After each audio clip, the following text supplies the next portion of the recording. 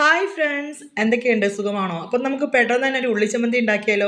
വീട്ടിൽ കറിയൊന്നും ഇല്ലാതിരിക്കുമ്പോൾ ഞാൻ ചെയ്യുന്നൊരു പരിപാടിയാണ്. അപ്പോൾ ഇന്ന് രാത്രിയിലത്തെ ഭക്ഷണത്തിന് വേണ്ടിയിട്ട് ഞാനിത് ഉണ്ടാക്കുന്നത്.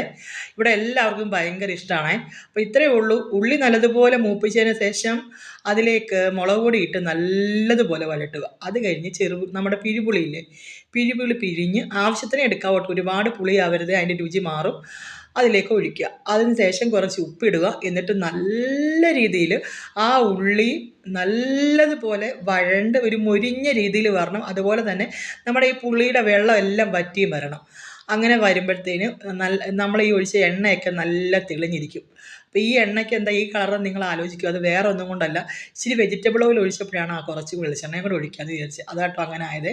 അപ്പോൾ ഇതാണ് നമ്മുടെ ഉള്ളിച്ചമ്മന്തി. കണ്ടില്ലേ എന്ത് രസമാണെന്നറിയാം. അതുപോലെ ടേസ്റ്റ് കേട്ടോ അപാരമാണ്. കപ്പയുടെ കൂടെ ഒക്കെ കഴിക്കാൻ നല്ല സൂപ്പറാണ്. ഇത് ഇന്ന് രാത്രിയിൽ ഞങ്ങളുടെ ഊണാണിത്.